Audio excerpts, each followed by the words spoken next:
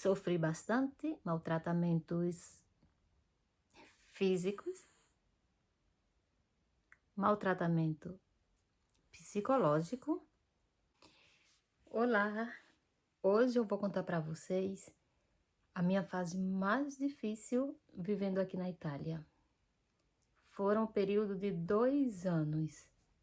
A história que eu vou contar agora não é uma história para vocês sentirem pena de mim, mas é um relato real do que aconteceu comigo e também é uma história de superação. São 20 anos que eu moro aqui e, além de algumas amigas próximas que eu tenho aqui, só quem sabe da minha família lá no Brasil é o meu irmão e a minha sobrinha, mas porque eu contei o ano passado.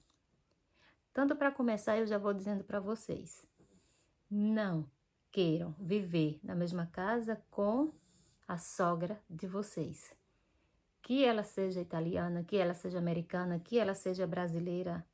No Brasil tem um ditado que diz, ao menos lá no Rio Grande do Norte, cada macaco no seu galho. E hoje eu acredito que tenha que ser assim. Vamos começar do início. Eu cheguei aqui, quando eu vim para cá, eu já sabia que o meu marido morava com a mãe dele. Mas eu também sabia que ela era uma pessoa maravilhosa. Nos primeiros meses, como eu já contei em outro vídeo, foi assim, maravilhoso, maravilha. Tudo bom, tudo perfeito, tudo lindo. Mas com o passar do tempo, aí sim, começou realmente posso dizer, o terror, o filme de terror. Bem, eu casei e por algum tempo continuamos morando junto com ela. O que começou a acontecer? Perseguições, maltratamentos. Eu não sei nem por onde começar a contar. Como esse é um assunto que eu posso dizer que enterrei, não gosto de falar muito, não vai ser muito fácil eu falar aqui no YouTube. Eu decidi falar desse assunto porque são tantos anos que eu guardei isso comigo e sofri com isso, mas agora acho que é a hora de contar a experiência que eu tive para outras pessoas. Como eu disse, foram mil maravilhas os primeiros meses. Depois foi que começou realmente a história dramática. Vocês podem imaginar que eu passei de tudo, tudo que você puder imaginar de ruim, eu passei aqui. O meu marido trabalhava o dia todo, ele saía para trabalhar e eu ficava no meu quarto trancada com a minha filha. Por quê? Primeiro de tudo, eu não falava o idioma, não sabia comunicar com ela. Segundo, porque cada vez que eu saía, eu era agredida de alguma forma, verbalmente, no início. Uma das coisas que ela fazia, eu sei que a gente não deve guardar rancor, mas só quem passa é que realmente sabe aonde o calo aperta, não é assim que se diz? Só quem passa é quem sabe. É aquele ditado que diz que paulada dada, não é? A gente nunca esquece. Eu acho que é isso, não recordo muito bem. Vou começar a contar para vocês logo o que era que acontecia, para resumir o vídeo não ficar muito grande. Uma das coisas que acontecia com frequência era ela esconder a comida para mim não comer. Sim, isso acontecia muitas vezes, aconteceu muitas vezes. Mas tudo bem, até aí eu comprava comida, o que eu queria comer durante o dia enquanto meu marido estava trabalhando e deixava dentro do quarto. Uma das coisas que me traumatizou, piores coisas que aconteceu comigo, foi um dia que eu desci, porque o banheiro era lá embaixo. Eu desci para ir no banheiro com a minha filha sempre comigo, nunca deixei ela sozinha, nunca deixei ela sozinha. E quando eu cheguei lá embaixo, era inverno aqui. Eu não estava vestida com roupa de inverno, eu não estava agasalhada. ela abriu a porta, mandou eu sair e me deixou fora de casa, assim, no frio, sem falar o idioma, sem dinheiro no bolso e praticamente sem conhecer ninguém no meio da rua. E isso aconteceu por várias vezes. Por sorte, nesse tempo, eu já tinha conhecido uma moça brasileira que morava ao lado da minha casa, que ela também era casada com um italiano e eu tinha feito uma amizade com ela. Eu estava fora, sem agasalho, sem dinheiro, sem telefone, praticamente sem conhecer ninguém. Comecei a chorar, entrei em desespero e a primeira pessoa assim que me veio em mente foi essa moça. Eu fui lá na casa dela, toquei a campainha. Por sorte, ela estava em casa, porque geralmente nesse horário ela deveria estar trabalhando. Mas naquele dia, não lembro por qual motivo, ela ficou em casa. E quando ela abriu a porta, eu já aos prantos, chorando com a minha filha pequena, não entendia nada. E ela perguntou o que foi que aconteceu. Aí eu disse, a minha sogra me trancou fora de casa, mandou eu sair, eu não sabia o que fazer, eu saí, ela fechou a porta e eu fiquei no meio da rua, sem dinheiro, sem agasalho, com uma criança pequena, sem telefone e sem conhecer ninguém. E ela me acolheu na sua casa, que eu sou muito grata a ela por isso, porque ela me acolheu não só uma vez, mas várias vezes. E eu passei o dia na casa dela. Depois, quando deu o horário do meu marido chegar do trabalho, eu voltei para casa, contei o que tinha acontecido, terminou que ficou por isso mesmo. E olha, minha sogra era já uma idosa, viu? Era uma idosa. Porque se fosse mais jovem, eu acho que a coisa teria sido diferente. Eu, por respeito pela idade, deixei passar muita coisa. Só que com o passar do tempo foi que realmente eu descobri o que era que acontecia naquela casa onde eu vivia, porque ninguém até então tinha me contado. Deixei vocês curiosos, né? Sim. Pois é. Ela sofria de esquizofrenia e ninguém tinha me dito. Eu não sei porque eu decidi contar essa história aqui na internet, porque essa é uma coisa que eu sempre fiquei para mim. Como eu falei, nem minha família sabe, minha mãe não sabe e não vai saber, se depender da minha boca nunca, de tudo isso que aconteceu.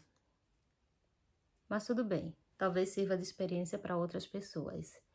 Outra coisa que acontecia com frequência, sim, além de esconder a comida de mim, além de me trancar fora de casa por várias vezes. Um dia, eu e o meu marido, a gente tinha saído para almoçar fora. Ai, meu Deus.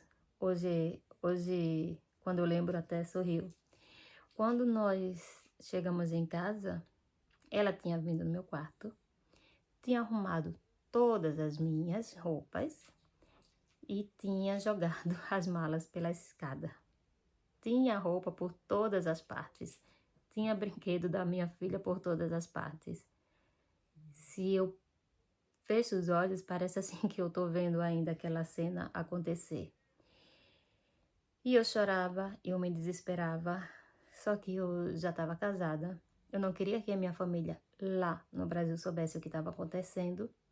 E eu fiquei com tudo isso para mim, nunca contei para ninguém, a não ser o ano passado, que eu vim contar pro meu irmão e para minha sobrinha. Aqui tinham duas amigas, três que sabiam disso, porque eram as três amigas aonde eu costumava passar o dia, ficava trocando a casa de uma para casa de outra, a casa de uma para casa de outra. E foi bem assim. Aí você me pergunta, por que você não voltou para o Brasil? Eu posso dizer, naquele tempo, se me perguntasse, eu diria por orgulho. Mas hoje em dia eu vejo isso como propósito de Deus na minha vida, porque não pode ter sido diferente. Eu penso que tinha sido um propósito de Deus na minha vida. Eu tinha alguma coisa para aprender com isso. Sim, porque eu aprendi muito. Outra coisa que acontecia com frequência era ela fazia as necessidades tudo pelo meio da casa e quem limpava? Exatamente. Exatamente. Eu quando vim morar aqui, Eu acho que como toda pessoa ou toda mulher sonhadora, eu sonhava uma vida diferente, mas eu sofri bastante. Sofri bastante, mas eu superei e aprendi com isso.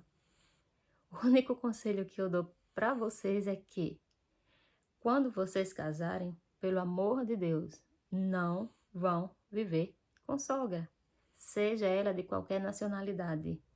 Quando a gente casa, a gente precisa ter o nosso canto, é cada cá no seu canto.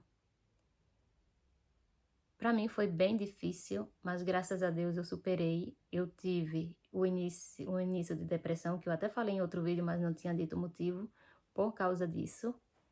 Uns 15 dias antes do meu casamento, eu fui para vários médicos, porque eu achei que eu tava, misericórdia, eu achei que eu tava com tumor, porque meus cabelos caíam tanto, e eu fazia assim, caía quantidade enorme de cabelo, que já que não tenho tanto.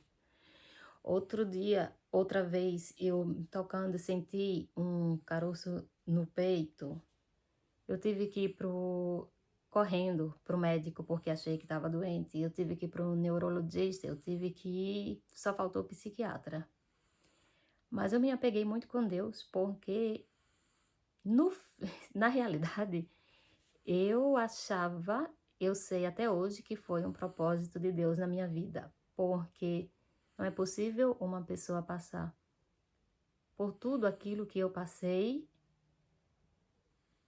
e se eu disser para vocês que eu tinha raiva dela, eu não sou melhor do que ninguém, eu não sou nenhuma santa, mas se eu disser para vocês que hoje eu tenho raiva dela, não tive.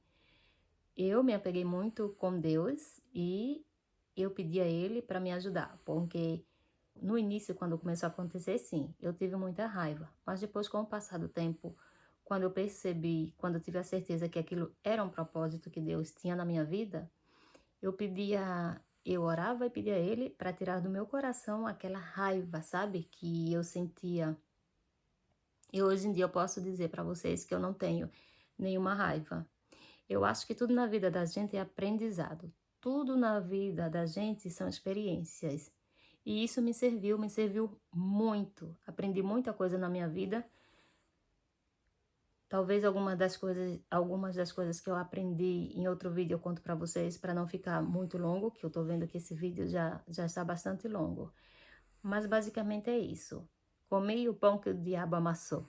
Se pode dizer, sim, comi o pão que o diabo amassou. Sofri bastante, foram 2 anos, porque a convivência foi durante 2 anos, mas eu fui mais forte, o Senhor me deu força e eu fui mais forte, superei tudo aquilo que estava acontecendo comigo, e hoje eu posso dizer que foi uma experiência que parecia até muito negativa naquele tempo, porque não foi só isso que eu contei para vocês, foram muitas coisas. Mas eu aprendi muito. A verdade é essa, eu aprendi muito e sou grata sim. Vocês podem até pensar, é louca. Não, sou louca não. Eu sou grata a Deus sim por tudo que eu passei. Porque se eu passei por aquilo ali, era porque era um propósito do Senhor, era porque estava escrito que eu tinha que passar. É isso, gente, a história é essa. Vem pra cá, pensando de ter uma vida de princesa. Eu fui a Cinderela, a gata borralheira. Por favor, não me julguem, teve muita coisa que eu não contei no vídeo, mas por aí vocês devem imaginar tudo aquilo que aconteceu, porque foi um período longo, foram 2 anos, é muito tempo, porque aconteceram coisas terríveis. Bem, essa é uma parte da minha história. O que eu contei para vocês aqui não é nem metade da metade do que realmente eu passei. É só para vocês terem uma palhinha daquilo que eu passei. Mas o meu objetivo com esse vídeo aqui é dizer para as pessoas que estão passando, que eu desejo sinceramente que ninguém esteja passando por isso, ou que já passaram por isso, que veja o lado positivo, sim. Veja o lado positivo da história, porque pode ser um propósito de Deus na sua vida, onde você tenha que aprender com essa situação, porque nós também tiramos aprendizados das experiências negativas. Eu acredito que toda experiência que passamos tudo aquilo que passamos na nossa vida são propósitos de Deus, que seja coisa boa ou que seja coisa negativa. Então, se você está passando por isso, ou se você passou, não desanime, porque se Deus está fazendo ou fez você passar por uma coisa parecida com essa, é porque Ele tem um propósito muito grande na sua vida. É isso. Eu espero ter ajudado vocês de alguma forma contando essa história. Isso também está servindo para mim como terapia, porque finalmente eu estou criando coragem para contar a minha história. Mas o meu intuito com isso realmente é ajudar alguém. Eu não sei se esse vídeo vai ajudar alguém, eu não sei.